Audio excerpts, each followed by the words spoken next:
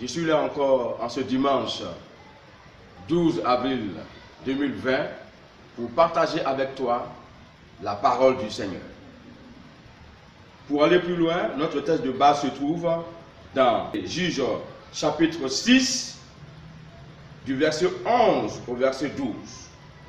Il est écrit: puis vint l'an de l'Éternel et il s'assit sous le térébinthe d'Ophra, qui appartenait à Joas de la famille d'Abiézer. Gédéon, son fils, battait du froment au pressoir pour le mettre à l'abri de Madian. L'ange de l'Éternel lui apparut et lui dit: l'Éternel est avec toi, vaillant héros. Voici donc ces deux versets d'où nous allons tirer, en tout cas, les conseils du Seigneur. Il faut dire que le temps des juges est le temps le plus sombre de la vie d'Israël. Parce que ce temps est muni d'un cycle de péché, de désobéissance à Dieu, du jugement de Dieu par rapport à son peuple qui lui désobéit, de la reconnaissance de son péché par son peuple et de son retour vers l'Éternel. Et ce cycle-là, il était vraiment très fréquent. Et à chaque instant que Israël péchait et que Dieu jugeait son peuple, il suscitait par amour un juge afin de pouvoir ramener Israël vers lui et de venger Israël de ses ennemis. Ici, nous voyons que Israël était sous la domination de Madian, qui était, si vous voulez, un ennemi coriace pour Israël, qui détruisait les biens d'Israël, les champs qu'Israël faisait, que le peuple d'Israël cultivait. Et c'est dans ce temps-là que Dieu va susciter un jeune homme qui était avec son père et qui travaillait avec son père. Et dans notre portion de texte, ce jeune homme était en train de travailler, en train de battre, comme on le voit, du froment au pressoir. Et c'est à ce moment-là que un ange va lui apparaître. Et l'ange va le saluer en ces termes: vaillant héros. C'est quand même étonnant. Des gens qui sont sous la domination de l'ennemi, et ce jeune qui se cache afin de battre ce froment au pressoir, et l'ange qui apparaît et qui lui dit: vaillant héros. Les dimanches passés, nous avions écouté certains messages, mais les messages que nous écoutons sont toujours en relation avec la pandémie actuelle, le coronavirus. Et ces messages sont donnés typiquement pour relever votre foi, pour faire fuir votre peur et pour faire des gens confiants, des chrétiens confiants, des croyants confiants en Dieu. Et donc, vaillant héros. Un héros, il a des caractéristiques. Un héros, il n'a pas peur. Un héros, il est courageux. Un héros, il avance, il ne recule pas. Il défend des causes. J'ai dit le temps d'un héros parce que le temps du coronavirus, l'ère du coronavirus est effectivement le temps des héros. Ici, le coronavirus peut être comparé comme un ennemi Un ennemi qui est venu pour soumettre l'humanité. C'est une maladie qui se retrouve partout sur la planète. Et cet ennemi-là, il doit être combattu. Et il doit être vaincu. Il doit être éliminé, il doit être effacé. C'est dans ce contexte que Dieu cherche un héros. Il veut faire de toi un héros. Toi qui m'écoutes, toi qui prêtes attention à ce message. Il veut faire de toi un héros. Un héros au moment où des hommes dans tous les pays sont craintifs, ont peur, tremblent de peur. Il veut faire de toi un héros parce qu'un héros n'a pas peur. Il veut faire de toi quelqu'un qui est prêt à affronter ce mal-là dans la prière.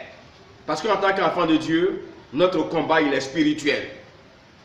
En tant que chrétien, nous combattons dans la prière et nous combattons spirituellement dans la prière.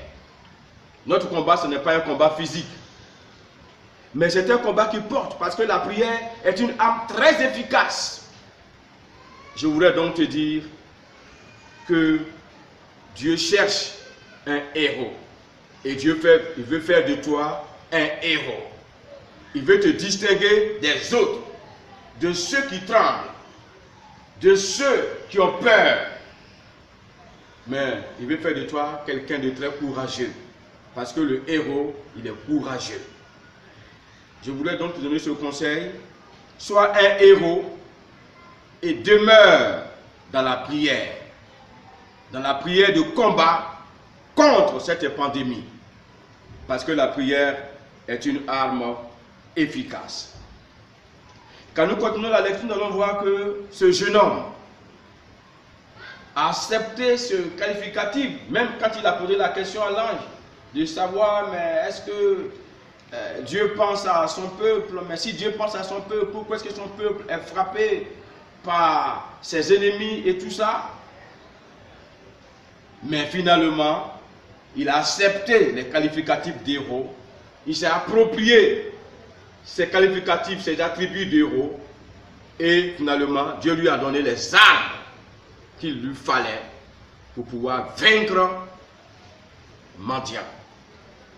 Sois donc un héros et dans la prière, il faut vaincre ce mal. Il faut détruire ce mal par la puissance de la prière. Je voulais aussi te dire que tu dois être un héros. Parce que j'entends par-ci, par-là, mais ils ont fermé nos églises. Qu'est-ce qu'on peut faire maintenant? Certains même sont déçus, d'autres sont découragés, comme si la vie chrétienne devait s'arrêter. Mais je veux te dire que bien sûr, c'est là que tu vas montrer effectivement que tu es un héros. Parce que même si l'église, ton église, c'est-à-dire le bâtiment où tu vas pour prier, est fermé, mais la Bible nous dit que tu es le temple du Saint-Esprit. Et en tant que le temple du Saint-Esprit, je ne crois pas que tu sois fermé. Je ne crois pas que tu portes un cadenas sur ta bouche et que ta bouche également soit fermée. Alléluia. Alléluia. Et tu vas vraiment constater aussi que la Bible nous montre l'omniprésence de Dieu. C'est-à-dire que Dieu, il est omniprésent, il est partout. Il est chez toi à la maison. Il est dans ton bureau. Il est sur le marché où tu vends. Il est là où tu fais tes activités commerciales. Dieu, il est partout. Et puisque Dieu, il est partout, ça veut dire que Dieu n'est pas fermé. Dieu n'est pas fermé. Dieu est partout. Tandis que là où tu vas prier, qui est un lieu fixe, a été fermé, bouclé, mais Dieu, il est partout. Et c'est la chose la plus merveilleuse. Parce que partout où tu te trouves, tu peux combattre. Et Dieu est avec toi. En tant que héros, Dieu est avec toi partout. Dieu n'est pas fermé. Ensuite, le Père n'est pas fermé. Le Saint-Esprit n'est pas fermé. Le Fils n'est pas fermé. si je vais citer un peu ces éléments pêle-mêle, Dieu n'est pas fermé. Tu peux donc le prier partout, dans n'importe quelle position où tu te trouves, dans n'importe quel lieu où tu te trouves, tu peux mener ce combat comme un véritable héros. Je voulais aussi te dire que la Bible nous dit, à travers de Jésus-Christ, quand il devait partir, il a dit, voici, je serai avec vous jusqu'à la fin du monde. Je voudrais vraiment te dire que tu es un héros. Tu dois combattre dans la prière pour toi-même, pour ta famille, pour ton foyer, pour ton quartier, pour ton pays, pour tes autorités. Tu dois combattre pour toutes les nations. Tu dois combattre pour l'humanité comme un héros. Et comme Christ a dit, je suis avec vous jusqu'à la fin du monde. Et nous croyons que jusqu'à ce que cette maladie, le coronavirus, ne finisse, Dieu sera toujours avec nous. Même quand elle prendra fin, Dieu sera toujours avec nous. Sois un héros, lève-toi et combat, monte ta bravoure dans la prière. Ne te dis pas que c'est fini, je ne peux plus rien faire, mais au contraire, montre la différence et sois un héros dans le combat spirituel. Que Dieu te bénisse. Notre Père, je voudrais te dire merci. Merci pour cette parole que tu nous as donnée. Nous sommes très heureux de savoir que nous sommes des héros. De savoir que, Seigneur, tu as besoin de nous pour participer à ce combat spirituel que je pourrais appeler le combat spirituel du siècle. Parce que la maladie aussi est une maladie du siècle. Merci Seigneur de nous aider pour ce combat.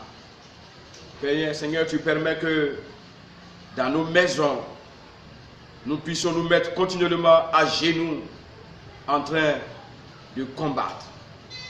Combattre cette maladie.